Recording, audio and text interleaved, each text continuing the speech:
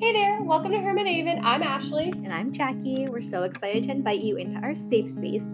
Hermit Haven is like a cozy little hideout where we get to celebrate being confident in ourselves as we find happiness in quiet moments. So grab your favorite blanket and your favorite drink, and let's dive into today's episode. Hi, I'm Jacqui. Welcome to our Cozy Haven Book Club. Hi, I'm Ashley. We're excited to have you. And this week we're going to talk about the first two chapters of The Life-Changing Magic of Tidying Up by Marie Kondo. Woohoo! Marie Kondo, but it's all the same. Close enough. Sorry, I apologize. I messed up her name. What if Marie Kondo watches our podcast and she knows? Just kidding. Just kidding. She'll be fine. I'm excited though about this book. I think I said this in the introductory, but this is one of those books that I try to read every single year because I think it's just a powerful book. And I think sometimes we fall off like our track and we don't get the cleaning we want done or the organization done. This talks a lot about how honestly it debunks most of what we think about cleaning and organizing. Yeah. I was really excited when you mentioned this because I do try to do like a organizing, like decluttering every year, but I just never can keep up with it. And that's what I'm interested to learn from the book is how to just like keep up with the chaos of my house. So, Yes. Better system. yeah. So if you haven't, say that you're watching this and you haven't read the book or you have, we wanted to go over like what it is really quick and the introduction of what the book is in case you aren't reading it and you just want to follow along and listen to us talk about organization because that's what this is all going to be about. Yeah, So, we'll be your little spark notes. yes, Spark Notes. There you go. So Marie Kondo, it was so interesting to read about her because from like a young child, she was interested in tidying. Like she would go to the library and like look up what magazines about different tips on tidying like as a child. I mean, I loved reorganizing my furniture in my room as a kid, but I don't know that I cared that much about like tidying my parents' whatever drawer. I don't even know, closets and whatever. I never cared that much about that. So, Right. And I feel like too, as a factor, so like besides she just reading it, because like let's be honest, as a kid we read tons of books. I know I did at least. Like if you're, if you love reading, but she actually like went home and tried all these different methods. yes. Yeah. So she basically did that for a long time. And then when she was 19, she became a professional tidying consultant in Japan. So, I mean, that's pretty young to be, I think. No? Like, I didn't even really know exactly what I wanted to do at 19 years old. She knew it from the start. This is what Yeah. she loved. Yeah. So her like whole principle and method is centered around items that spark joy. And so it kind of reiterates that through the first two chapters about you're only keeping things in your home or around you or whatever. It's kind of probably something that she thinks about more than just like things in our house, but things that really spark joy and like bring joy to her. So that's her whole process and method of that.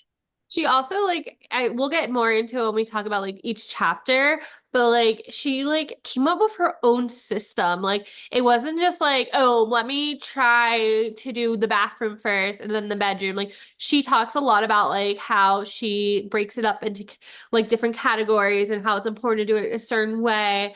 And like it's just her whole process. Like this is all because as a little kid, she tried so many different methods until she found what worked. Yeah.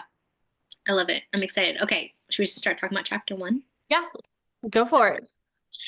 Okay, so we both wrote down notes. My first one was how they were talking about instead of tidying like a little bit at a time, that you're going to take time to declutter all at once. And you're, like I said, only keeping the things that bring you joy. And I think most of what I've ever done is tidying a little bit at a time. It was basically like, no, that's not what you're doing anymore. And I was like, what am I going to do now? So I did think that it was really smart. And then I won't get into chapter two, but that kind of goes into like how you declutter. But after I started reading like before I even got to chapter two, and I started reading chapter one, I started decluttering my clothes. Like I think it was when I was sick and like not feeling well, and I was like, I have to declutter right now. Like I just got the urge from just reading the book. Like it just was like opening my mind. So I did that for my clothes, and I tried on every piece of clothing that I own, like every single piece of clothing, including like lingerie, like everything. And I was like, do I really like this or do I not like this? And I was really surprised at some of the things I tried on. I didn't think I was going to keep, and I ended up keeping. And some things that I was like, oh yeah, I would definitely keep this. And I tried it on and I was like, maybe I won't keep that. And so I feel like that's kind of what she's talking about is instead of just like quickly being like, "Ah," like you like sit with it. I watched her Netflix series as well. There's a Netflix series, and she's like, you have to hold it and like sit with it to see if it brings you joy. And that's why I tried on my clothes. That's my story. I love it though. You're like, I will find what only sparks joy here. Yeah, that's what I did. It was fun. Do you have any other notes or should I go into my chapter one notes? You go into yours, and then I'll come back. Okay. So I wrote a bunch because there was just a lot in chapter one. I love just like I call them little golden nuggets, but I just love these like little nuggets you'll find. Okay, so I feel like the first chapter really set up the mindset of why nothing stays clean and like how your perspective makes huge difference. And she talks a lot about explaining how many traditional cleaning methods don't work and why tidying needs to be approached differently. And she challenges the idea of cleaning a little a day. So like you said, very much. And instead of presenting a tidying as like a special, she says it's like a one-time event and and this transforms your space and mindset. Like, and I love that because we all see it as like, oh, well, if I just do a little of a day, it'll all get done. In reality, she's saying like, this is a one-time event. And she even said at one point, I don't remember if it was chapter one or chapter two, but she said it could take 6 months for this one-time event. But if you do it correctly, you're never doing it again because you did it correctly. I couldn't help but feel personally like called out by her observations on the way I clean. I've always believed that doing a little each day is easier. That's just like how, my mindset's like, oh, if I do 15 minutes a day or 12 minutes a day, whatever, I'll get to the result. But she's saying the idea of changing, like I said, is a lifetime event. And so really made me like reflect on like the surface level of like, like my space and my mind shifted, thinking like, oh, maybe I really do need to make this time and just do it. And some of my key highlights from this chapter were tidying is not just about organization, it's about letting go of what doesn't spark joy. Like you said, that's one of her main things is really just talking about like, does this spark joy? This does not spark joy. Like I said, the little day method, you stuck in a cycle. Instead of like addressing the root of your clutter, like she's saying, like, you just need to get out of this like a little day method. Treating tidying as one-time special event, like I said, is a deeper connection to your space and belongings. And then I think this chapter really sets a powerful tone for the rest of the book and challenges us to rethink how we approach tidying in our lives. Yeah, I think one of my biggest challenges in my house, just like taking it into a practical chat right now, is I will be tidying and I'll pick something up and I'll be like, where does this item go?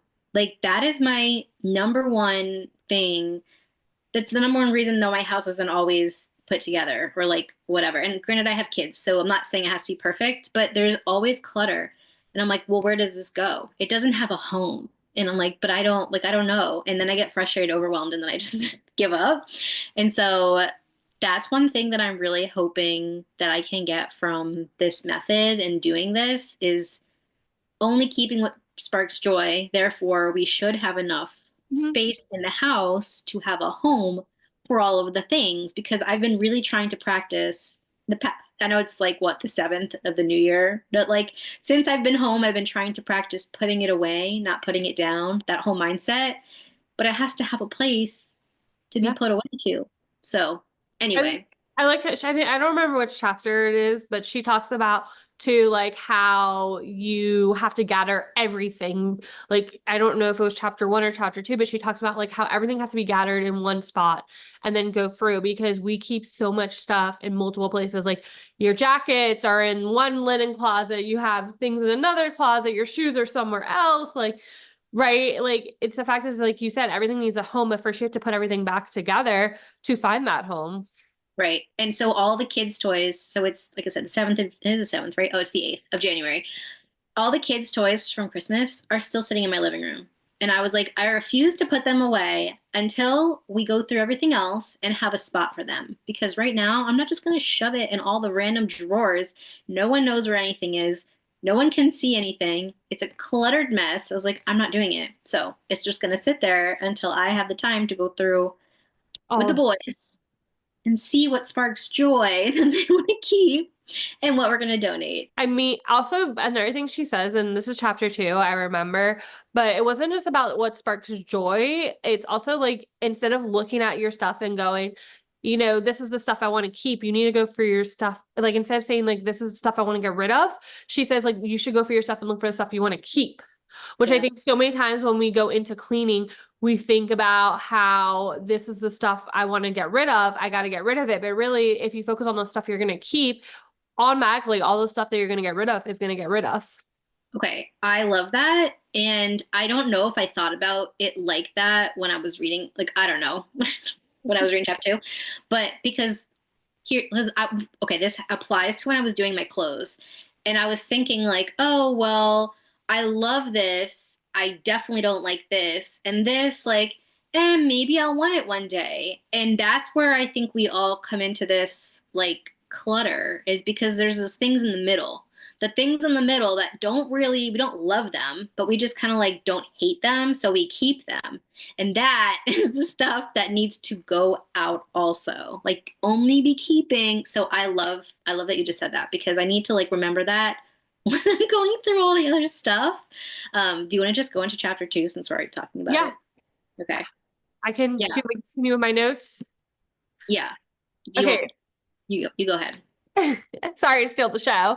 One of the first things that stood out to me in this chapter is her observation that the reason nothing stays clean and organized is because our methods aren't effective. Truly, like how many methods have you probably tried in your lifetime and you're still not getting the results you want? Like they're just not effective. And this hit me deeply because it's true. A clean and tidy space transforms not only your environment, but also your mood and mindset. We all know how good it feels to be in a clean house. And this chapter reinforces the importance of creating a system that truly works, which again, who knows, like maybe her system is not the perfect system in reality, but she's tried this system for so long that why not give it a chance? And another thing she says, and I love this so much because I feel like this just goes back to our podcast and like who we are as people. But she suggests envision your ideal space, really resonate with it. And we often do this with our whys in life, and applying it in tidy adds a powerful layer of intention. She even divides it into finding your why for cleaning, which helps creating a deeper connection to the process. So like really for a second, think about why are you doing this? Like, am I really doing this because I want to or am I forced to? Like you really have to think about your why. Your why is so powerful. And I love that because something like Jacqui and I are always working on is trying to be the best person we can be and like trying to create this like life of like a great life. And I think why is so important. And the fact that she says like you should envision your space, like envision what you want. So like if you want your house to be more calming, envision that. What does that mean to you? So I love how she says that. And I love how that is really a big part of chapter 2.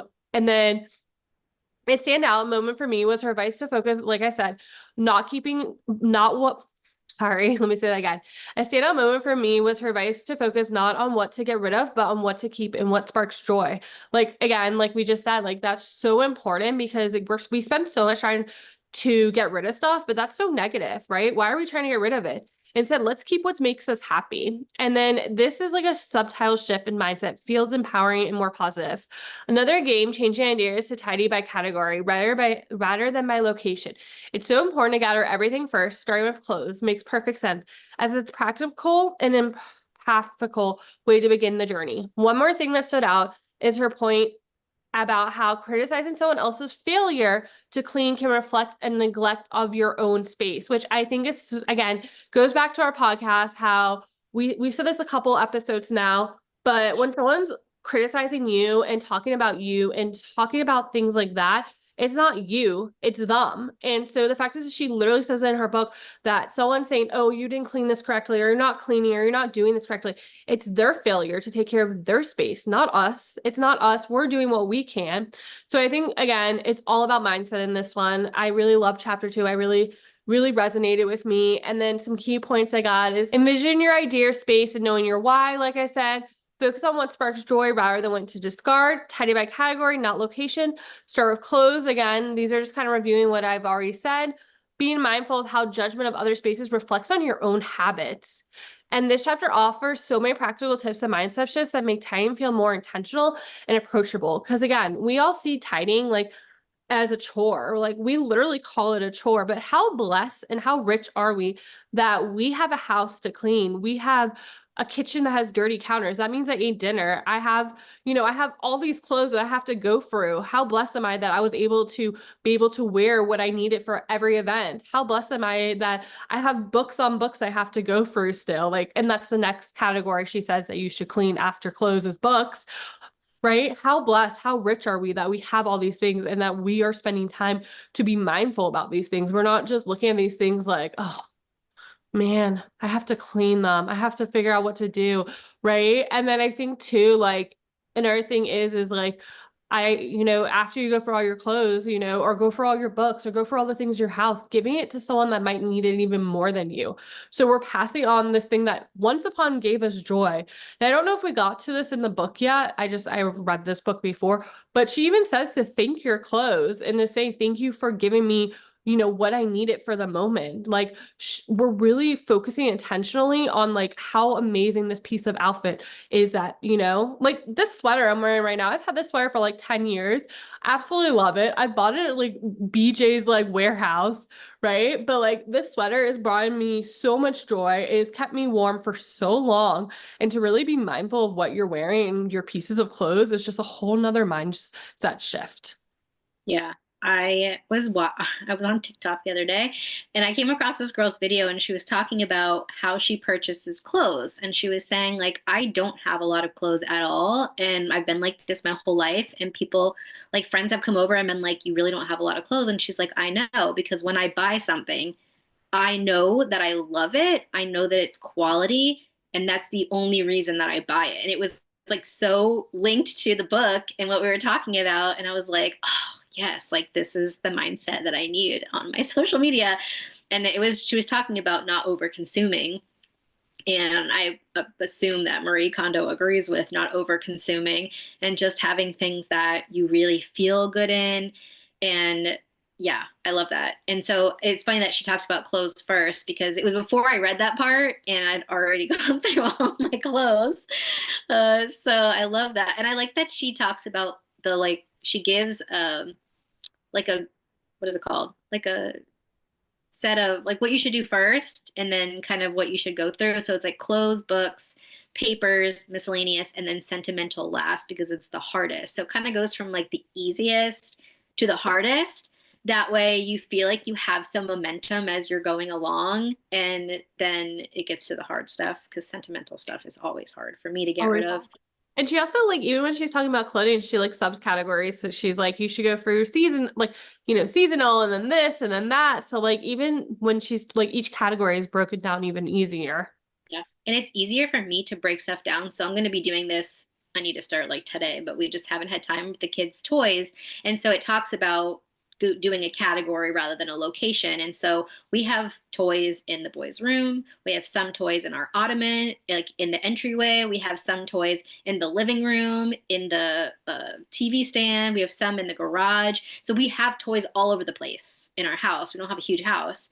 And so if I were to just pick like one location, like the boys' room, okay, but there's all sorts of other toys. How do I know?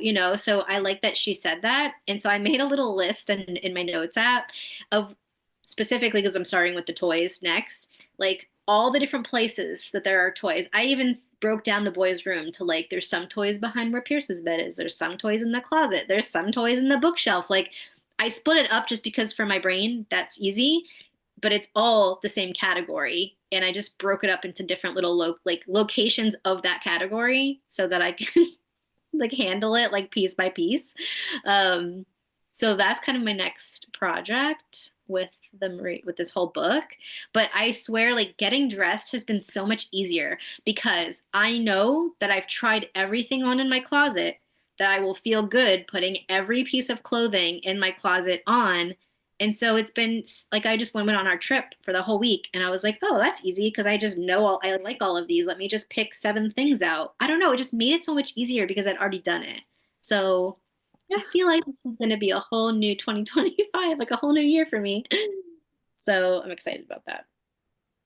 I love that. I think for me, like since we just moved and we have no idea where like we're doing of anything, I feel like right now I'm just reading the book and just kind of like picking up notes and eventually like I will put my heart and soul into doing all this stuff.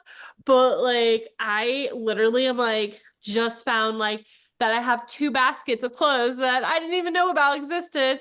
And I have a closet full of stuff. Also, half the stuff doesn't, I literally right now have 2 huge bags of clothes that just don't fit me because I am 23 weeks pregnant and I just half of it doesn't fit me. So I feel like clothes will be one of the last things I do, honestly, just because I don't know I'm gonna want to keep after I have a baby. So I definitely am not focusing on clothes as much as like I should right now, just because, like I said, nothing fits me. I also have sensory issues. So this is something you might not know about me, but I have sensory issues and clothes give me like certain clothes just give me such sensory issues. And right now being pregnant, I'm even more like prone to these sensory issues. So like it might kind of fit me, but it might be blowing up my sensory. And so I can't go for my clothes right now. It's just not happening. But I am proud of myself that I started just kind of like for now, I have my like little closet space organized with what I'm wearing. And I created these bags of clothes to put like on the side to go for later that just don't fit me right now. Yeah, I had a whole section in my closet of like pre-baby stuff because I was like, what do I do to get rid of it? But like it clearly didn't fit me. But now I'm starting to wear a lot of that stuff again. So that part will take a while. I totally agree with not doing the clothes first because you're in like a transition period physically. So yeah, but everything else. And what's cool is since you just moved in there, I mean, a few months ago, but still, like as you're trying to get ready for the baby and all this stuff, like you can decide what you want to keep along the way, and you can kind of do that as you're kind of reorganizing everything. So Yeah, 100%. I think too, like we're in winter, which I'm not excited about the next season because winter's so easy for me right now. Like sweatpants, sweaters, like so cozy. So I'm just not excited about the next season when I'm like big and like a big penguin wobbling around and I have to find like actual clothes that fit me. So I'll let you know how that goes when we get there. hopefully But it'll be warmer, and then maybe you can just do like a flowy dress or something, like maxi dresses or don't even know if I own these things. I have to go for the closet, but it's fine. I'm more excited to go through books and stuff and like get to that chapter because we have no place to put our books currently and because we don't have a bookshelf. So to get rid of most of them would be like amazing because we don't have a bookshelf. Right. And or I would love to I can't wait till we get to the chapter about sentimental stuff because I love to hoard a memory box. Like I literally yelled at my mom, sorry mom, but I was like, whatever you do, because I guess she started cleaning my old room and I was so mad about it, even though I haven't lived there in like 6 years. I was like, whatever you do, do not touch my memory box. Whatever you do. And I have one here, I have one there. So I'm excited to get to those chapters because I feel like those are the things that I actually really do struggle with. I feel like papers are what I struggle with. I dislike, okay, I love journaling. So like I love paper, but papers that are like in my little file folder that I've had for years that I probably don't need anymore, but they're just sitting in there. I hate going through. It's all like insurance and random, random important documents that I might not even need anymore. It might not be important. Ugh, that is the least favorite thing that I can do is go through papers. So No, I get that. I also like so before we moved here, I guess like I just read the book recently last year because right before so I spent all last year going through every like all my stuff and I threw away so many like old pay stubs, old insurance papers. Like I was like, I don't need my pay stub from 5 years ago. What is that gonna do for me? But so I feel like I already did this whole Marie Kondo thing, but I obviously didn't keep up with it. So that is one reason why I read this book every year is to really be like Do Back it. on track. Back on Do track. it. Yeah. So. Yeah. I love that. Well, do we have anything else? No, I'm excited for the next couple chapters. So we said in our introductory, this is going to be like every week. We will meet every 2 weeks to discuss the chapters. We only have one more after this session. We only have one more meeting, and that will be the last meeting for this book. And then we move on to our next book, which is so exciting though. But our next meeting for this book, so this is obviously coming out on the 20th. But our next meeting for this book will be February the 3rd, and we'll go over chapters 3 through 5. Yay. So, and then we'll discuss those chapters too. And then we will let you guys know what is our next book after this. We are going to have an open discussion in our Facebook group, which is super exciting. If you haven't joined us in our Facebook group, we can't wait to see you there. And we will discuss the first 2 chapters, and then we'll discuss the next few chapters. And then we're hoping, hold us to it, we're hoping to put out some like challenge or something to do with this too. We haven't gotten that far, but if you have any suggestions or ideas, let us know. We want this to be a community. We want to read together with you. And if you're enjoying this book as much as we are, leave us a comment. And we want to hear how you're going to be cleaning your house, what you took away, your chapter notes, and all the good stuff. This isn't a homework assignment though, so don't feel like you are forced to do any of this. Don't feel like you're forced to read this book. If you just want to listen, just listen to us, and that's okay. Yeah. And if you want to keep up with like all the things that we're doing and all the different podcasts, you can always sign up for our email list as well. And we don't go crazy with them. We just let you know when we have a new podcast out or something big is happening. So feel free to do that as well. Yeah, and you Yeah. can find us on all the socials. We're there, we're hanging out, and our podcast episodes are available anywhere you can listen to a podcast. So, and if you want to share this with a friend that you think might need this also, let us know. And if you have any book suggestions, this is a new series. So this is going to be consistent. Every 2 weeks, we will meet to discuss whatever book we're in the middle of. And so Jacqui and I will have the discussion on the podcast, and then it'll move over to Facebook group. So if there's any books you want to suggest, let us know. We love talking any self-development, any like self-help. We love all of this. So we're excited. Yes. Give me organization all day, every day, because I need it. Our next books, though, are going to be more self-development, but we thought this was a good book to start the year with because I know like I'm kind of against this, but I know this is just like how our brains work. But we all have that new year, new me. So we thought this was a good way to start the book because if you have a clean house, you have a clean mind and your mind is set for like the future there.